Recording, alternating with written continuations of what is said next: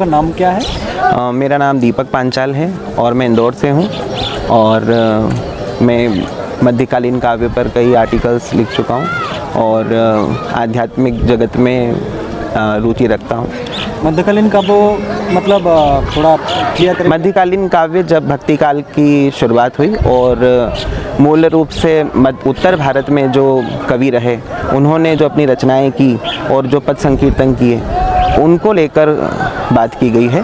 और जो भक्तिकालीन कवि रहे उन्होंने जो शास्त्र और जो ग्रंथ लिखे हैं वो आज भी हमारे भक्ति को पुष्ट करते हैं और लोगों में आस्था को जगाने के लिए, उनका संबल बनने के लिए कार्य करते हैं। और इसी के अंतर्गत कई ऐसे महात्मा हुए, कई ऐसे कवि हुए जिन्होंने अपने पद और अपनी रचनाओं से अनेक लोगों को प्रेरित किया, जिससे वह भगवान को प्राप्त हुए।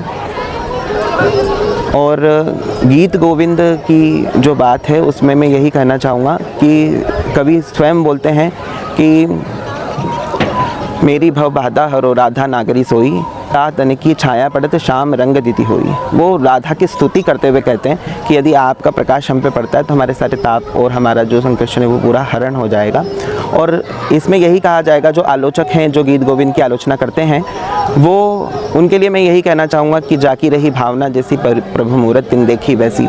तो वो जो शास्त्र है वो निष्काम शुद्ध प्रेम का प्रतीक है और उसे जिस भावना से पढ़ा जाए, जिस भावना से उसका अध्ययन किया जाए या जिस भावना से उसका श्रवण किया जाए तो वह मनुष्य को शुद्ध निष्काम प्रेम का एक बहुत अच्छा उदाहरण देकर जाती है, बहुत अच्छा ज्ञान देकर जाती है। क्योंकि वर्तमान समय में हम देखते हैं कि ऐसी परिस्थितियां बनी हैं कि बड़ा ही विकट हमें दृश्य दिखाई देता है। जो प्रेम को जिस प्रकार से लोगों ने लिया है और उसमें अशुद्धता आई है, तो मुझे ऐसा लगता है कि वर्तमान समय में युवा पीढ़ी को और ज़्यादा आवश्यकता है कि वे इस प्रकार के ग्रंथों का अध्ययन करें और ये सीखें कि शुद्ध निष्काम प्रेम कैसे किया जाता है। गोपियों के प्रसंग को पढ़ें कि किस प्रकार उन्होंने कृष्ण की आराधना की, किस प्रकार उन्होंने कृष्ण के लिए कार्य किए और कैसे उन्होंने विरह में, कैसे उन्होंने भक्ति मार्गों को अपनाकर, कैसे उन्होंने श्री कृष्ण की आराधना की और संपूर्ण पा लिया। जो मानव जगत, जो सामान्य साधारण जीव है, वो नहीं जान सकता। तो उस भाव को स्पर्श करना एक साधारण मनुष्य का कार्य नहीं है। वो वही कर सकता है जिसके कृष्ण के चरणों में अनुराग हो, आस्था हो। ऐसे भाव को रखकर यदि हम शास्त्र का अध्ययन करें, गीत गोविंद का, ब्रह्म गीत का या अन्य और भी जो ग्रंथ हैं उनका यदि अध्ययन किया जाए तो मेरे अनुरूप से वो शुद्ध भक्ति को प्राप्त कर सकते हैं और मानव जीवन के चरोत्कर्ष को प्राप्त सकते हैं। राधे राधे। पर एक क्वेश्चन है, वहाँ पे जो सारे काव्यों में जो श्रृंगार रस का, जो मधुर रस का, रग रग में, श्लोक में जो श्रृंगार रस का वर्णन किया गया है, अंग सौष्ठव का वर्णन किया गया है, जो कामुक भाव का प्रकाश किया है, उसके बारे में आपका मतलब क्या? देखिए, भगवान श्री कृष्ण जो है वो प्रेम का सर्वोच्च प्रतीक है और भगवान श्री कृष्ण 16 कलाओं से युक्त और उन्होंने अवतार ही इस कारण से लिया कि वह इन सब जो प्रेम की जो पराकाष्ठा है उसे बता सके और गोपियों का और राधा रानी का जो कृष्ण के प्रति अनुराग है वह दर्शाते समय यदि कोई लेखक या कवि कुछ लिखता है तो वह रचना श्रृंगार प्रधान होना सामान्य है, उसमें कोई दो मत नहीं है।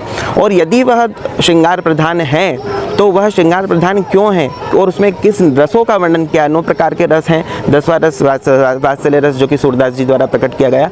तो यहाँ पर उन रसों को समझना ये हमारे लिए बड़ी बात है। तो जो श्रृंगार रस है उस श्रृंगार रस में यदि किसी पद में या फिर किसी भाव में अंग या प्रत्यंग या फिर हमारे शरीर के अंगों का यदि वर्णन कर रहे हैं तो वह दिव्य भाव से कर रहे हैं और उसे उस दृष्टि से ही देखना चाहिए। तो श्रृंगार रस जो है वो माधुर्य प्रधान और मतलब आपके मन में प्रेम को की जो भाव है उसको लेकर आएगा। जब तक आप रचना पढ़ेंगे श्रृंगार रस प्रधान है और उसमें आपको यदि समझ में आ रहा है कि हाँ ये मुझे कहीं ना कहीं प्रेम की ओर आगे उन्मुख कर रही है तो उस भाव को समझना बहुत आवश्यक है। तो यदि उसमें वर्णन किया है अंगों का, भांगों का, सभी चीज़ों का, तो वो सिर्फ और सिर्फ ये बताने के लिए किया गया कि भगवान का सौंदर्य कैसा है, भगवान की लीलाओं का वर्णन कैसा है और वो कैसे, जब तक आपको नहीं पता चलेगा, जैसे शास्त्रों में वर्णन है, मोर मुकुट मृत्युंजय करते और वैजंती चाल यमुना के नीरे तीरे धेनु चरावे मुरली बोले मीठी माँ।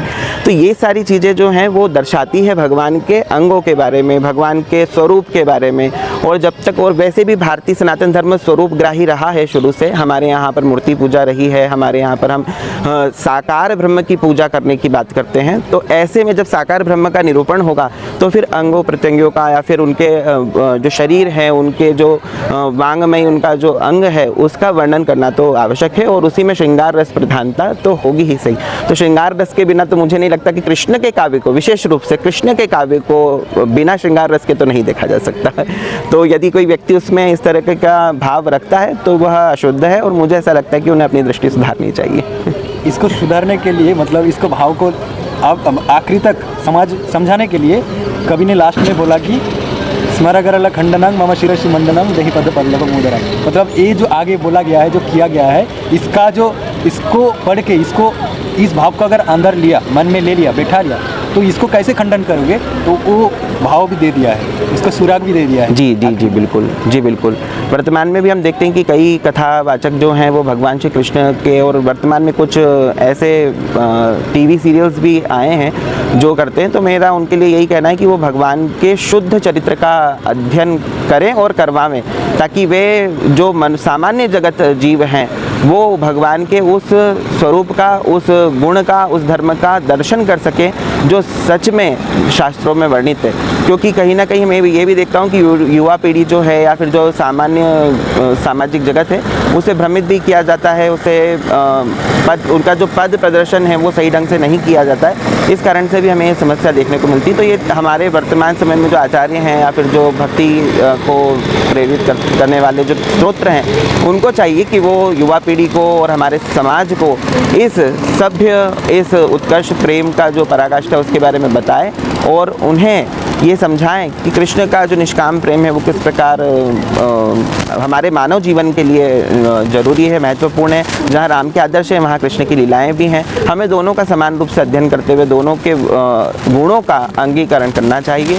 और भगवान के लिए तो यही कहूँगा कि भगवान तो हमेशा इस जीव के लिए ही प्रेरित, मतलब तत्पर रहते हैं कि वह मेरी शरण में आए और मैं उसका उद्धार करूं। तो हमें सारी बातें छोड़कर, जैसा कि गीता में भी कहा गया है, अर्जुन के नष्टो मोहा स्मृति लब्धा, कि सब कुछ छोड़ दीजिए, भगवान श्री कृष्ण की शरण में चले जाइए, वो आपका उद्धार करेगा, वो आपको मोक्ष प्रदान करेगा। ऐसा मेरा मानना है। बढ़िया है, आपसे बात करके बहुत अच्छा लगा। जय श्री राधे। आगे भी बिल्कुल भेंट होती रहेगी श्री धाम वृंदावन में।